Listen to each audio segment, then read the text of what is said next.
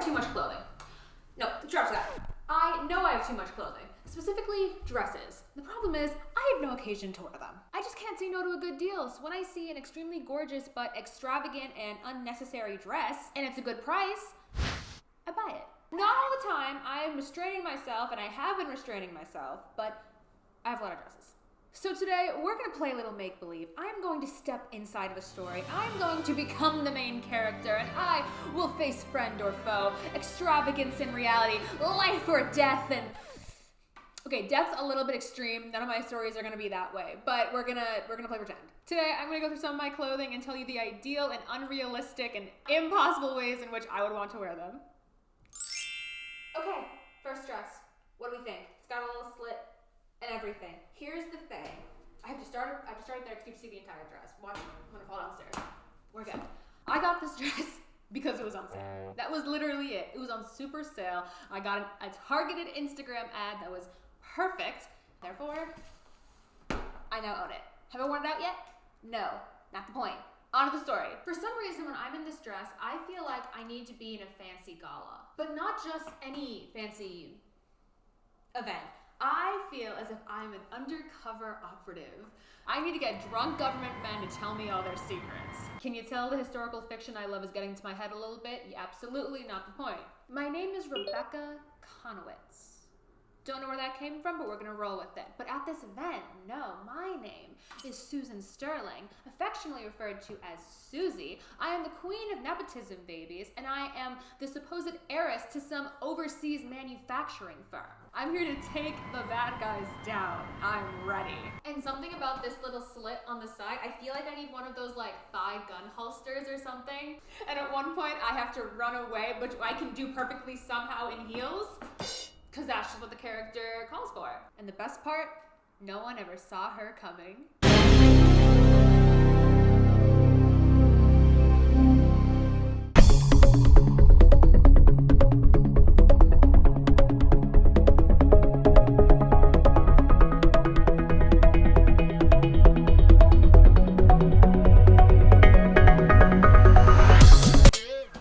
Second dress. This is a sulky dress.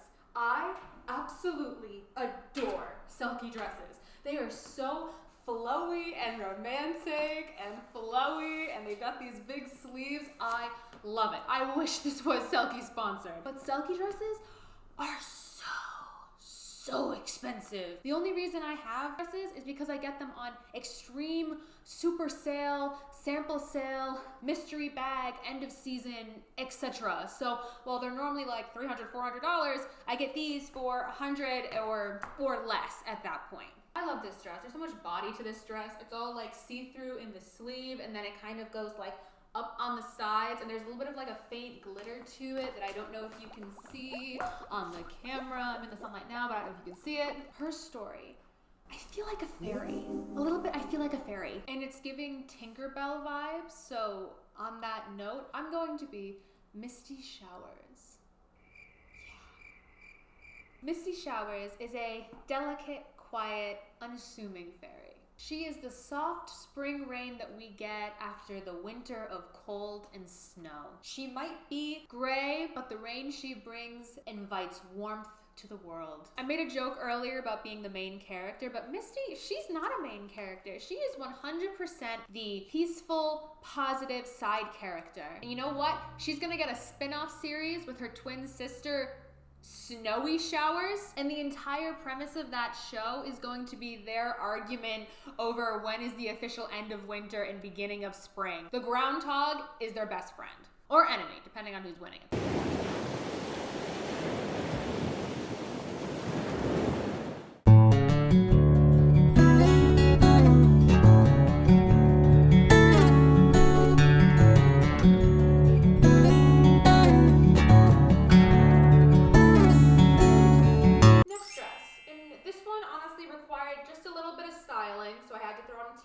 And these black gloves that don't really go with the dress, but they're black, so let's just pretend that it actually works perfectly. Here's the thing. I got this dress 10 years ago. This one does not fall into the weird extravagant purchase pile. I've just literally had it for 10 years. and I've never worn it out. But it's so pretty, and there's like the tulle on the bottom, and it's got like an exposed zipper on the back. Like, there's a lot of good things about this dress. I've just never worn it. Also, I don't understand how it still fits. I really don't understand. It's been 10 years. Nothing else in my closet is that old. This shouldn't fit, but it does, which means I have to keep it. There's something very classic about this dress, even though it's got some like tulle and poofiness, but I really like, there's like this like lacy design over top all of it. My name is Rose Worrington. For some reason, this outfit just makes me want to keep my arms like right here and to hold myself like this at all times. I don't know why, but it's part of my characterization now. And this isn't even a bookstore. This has to be a funny Netflix season show where in between, we're like season 2, season 3-ish. That's kind of like where my mind is at. So I'm the daughter of some socialite couple. That's the vibe I'm getting. The tiara, obviously, for my birthday, because when I was 21, my parents bought me a tiara for my birthday, and now I get a tiara every birthday, which is actually a true story, except I bought it for myself. But setting the scene. So it's modern era, but the party that we're at is very classic. Think one of those insane Bridgerton halls with all of the decorations and the people and the dancing and the outfits. That vibe, but in 2025. And there's music and there's dancing and everybody is around, but at this point, I am just standing and observing what is going on at my party. I feel like I'm at a very important point in Rose's story. I really can't decide if this is the end of season 2 or like the beginning of season 3, but something is changing in her and pushing her to the point forward. So she's standing and she's observing. And what does she notice? He's not there. Who's he? I don't know, but he's not there.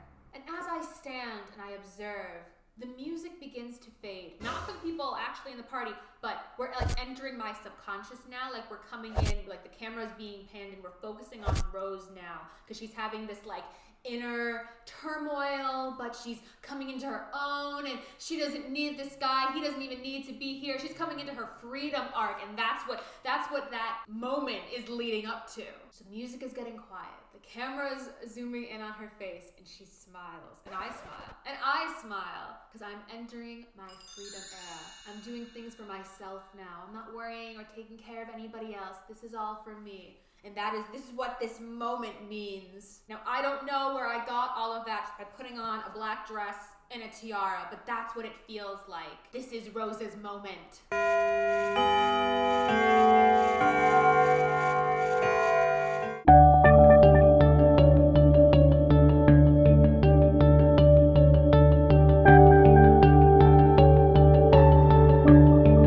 Last dress of the video. We want to take a guess as where I got it.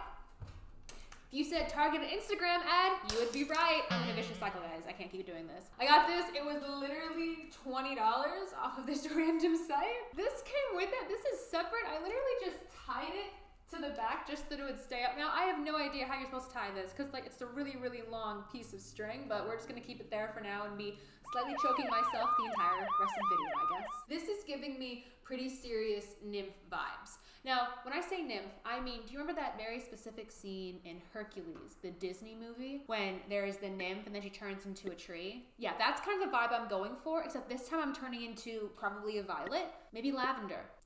And that'll be the name, either lavender or violet. Doesn't matter which is which, because be real, I'm going as I'm Vi.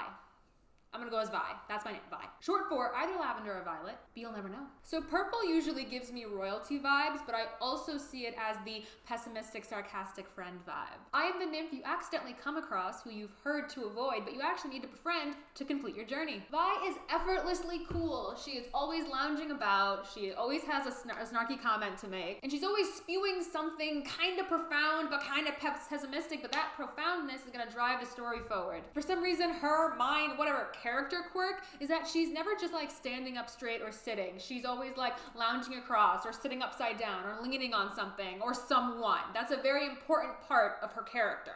I also love the idea that maybe she's not always wearing glasses, but like sunglasses or something, or she's got her headphones in and her music is like just way too loud. And look, I become the best friend even though you know next to nothing about me, but what you learn about me comes in random, mostly inopportune times through cryptic information. Elusive and smart-mouthed, and honestly, I need to stop this because this is just turning into someone I actually aspire to be, but am not at all.